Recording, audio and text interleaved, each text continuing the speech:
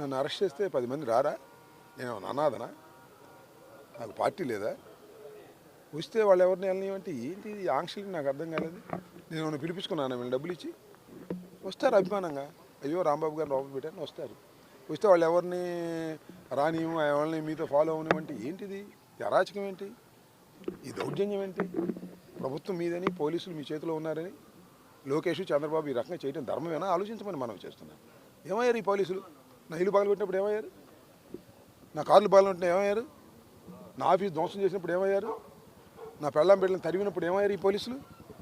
అప్పుడు వాళ్ళని దగ్గర నుండి అలౌ చేశారు 7 గంటల సేపు. 7 గంటల సేపు 5ంటికి వచ్చారు గూండాలు పోలీసులు. 12 తర్వాత వెళ్ళారు నా ఇంటిని ధ్వంసం చేసి. ఈ లోపల నన్ను అరెస్ట్ చేశారు. ఇంత ఘోరం ఎక్కడ జరిగిందా ప్రజాస్వామ్యంలో? ఇప్పుడు జరిగిందా? నేను అనామకుండా ఉన్నాయండి. నాకేం తెలుసు 30 యాక్ట్ ఉంటే? నేను రమ్మన్నానా? ఊరేగింపు చేయమన్నానా?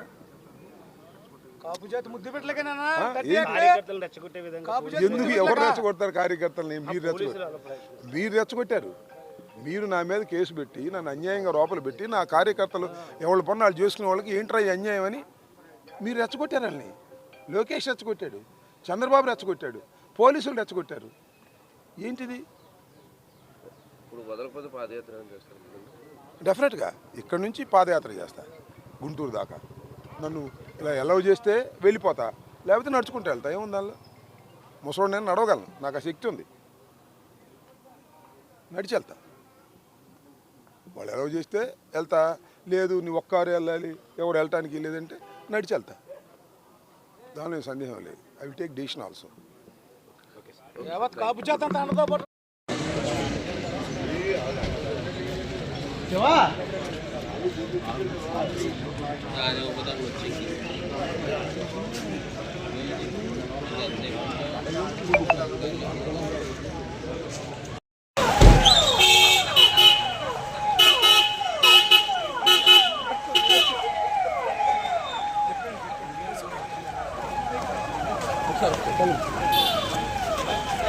అనిల్ గారికి వచ్చేది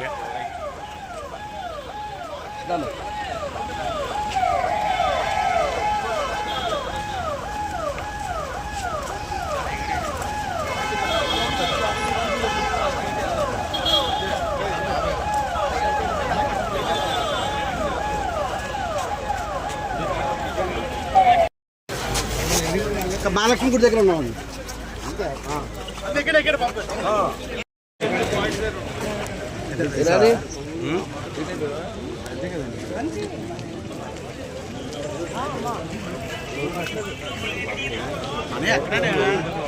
ఎదురెట్ సాక్షి అంటే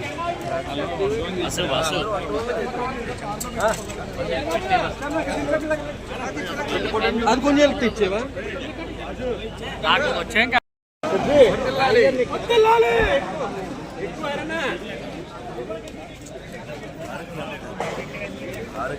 రాంబాబు గారు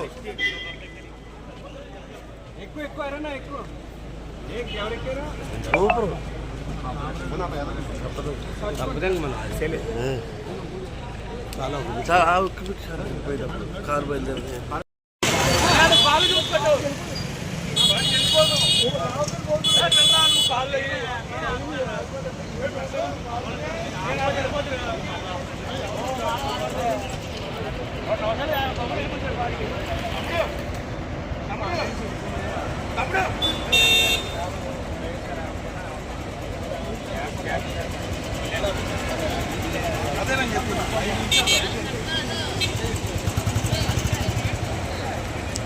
రాని రాని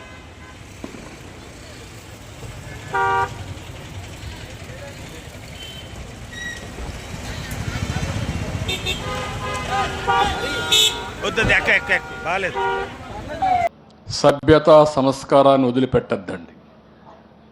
మనుషులు మనుషులుగా ఉండండి, మృగాలుగా తయారు కావద్దండి. మృగాలుగా ఉంటే మృగాలను ఏ విధంగా ట్రీట్ చేయాలో అదే విధంగా ట్రీట్ చేస్తాం. మనుషులుగా ఉంటే మనుషులుగా ట్రీట్ చేస్తాం. ఇది ప్రజాస్వామ్యం, రాళ్ల యుగం కాదు, రాతి యుగం కాదు. ఆ విషయం వీళ్ళందరూ గుర్తుపెట్టుకోవాల్సిన అవసరం ఉంది. ఏదో వీళ్ళకే తెలివైనట్టు ఇన్ఫర్మేషన్ టెక్నాలజీ ప్రమోట్ చేసింది నేను. నా దగ్గర మీ కథలేంటి నాకు అర్థం కాలేదు. మీకోసం ప్రమోట్ చేయాల ఇన్ఫర్మేషన్ టెక్నాలజీని. సోషల్ మీడియా వచ్చింది తర్వాత. అలాంటి దాంట్లో మీ ఇష్ట ప్రకారం పెట్టి తప్పుడు అడ్రస్లు పెట్టి చేయడం తప్పిది. చాలా ఫర్మ్గా ఉంటాం. ఎవరైనా అలాంటి ధోరణిలో ఉంటే బీ కేర్ఫుల్, మానుకోండి. ఒట్టొట్టి అడుపులు అరిస్తే కుదరదు. నేను I'm very clear on that. పేదరికలు అడగడం ఏదో జరిగిపోతుంది అంటే మీ ఇష్ట ప్రకారం తిడితే ప్రతి ఒక్కరు పడడానికి సిద్ధంగా ఉన్నారండి. పడాలండి. మొన్న డిప్యూటీ సీఎం అన్నాడు, వస్తామంటే కూతుర్లు బోరు నేడ్చారు. Is it necessary? అంత హ్యూమిలియేషన్ అనుభవించాలా మేము? ఏ నాయకుడైనా రాజకీయాల్లో వచ్చింది గౌరవంగా ఉండి ప్రజాసేవ చేయాలని. నేను ఆ మాట చెప్పాను. నన్ను కూడా ఒకసారి మోసం చేశారు, మీకు అందరికీ ఐడియా ఉంది. నేను ముఖ్యమంత్రిగా ఉన్నప్పుడు ఎలక్షన్ సీజన్లో బాబాయిని చంపి గుండెపోటు అంటే నేను కూడా నమ్మా, నిజమేనేమో అని. అది ఆ సాక్షి పేపర్లో వేసి తర్వాత అది గుండెపోటు కాదు గొడ్డలి వేటు అని తెలిస్తే సాయంత్రానికి తెల్లవారి మళ్ళీ ఆ పేపర్లో నారాసుర రక్త చరిత్రని సానుభూతి సంపాదిస్తారా మీరు? నేను ఆ రోజు లోపలేసుంటే ఏమేంటి అందరినీ? అదే నేను చేసిన తప్పు. అది నా మంచితనం. ఆ మంచితనాన్ని దుర్వినియోగం చేయాలనుకుంటున్నారు. కబద్దార్, జాగ్రత్తగా ఉండండి. ఎవరిని వదిలిపెట్టం. తప్పును తప్పుగా చూస్తాం. తప్పు చేసిన వాళ్ళు మాత్రం శిక్షించి తీరుతాం.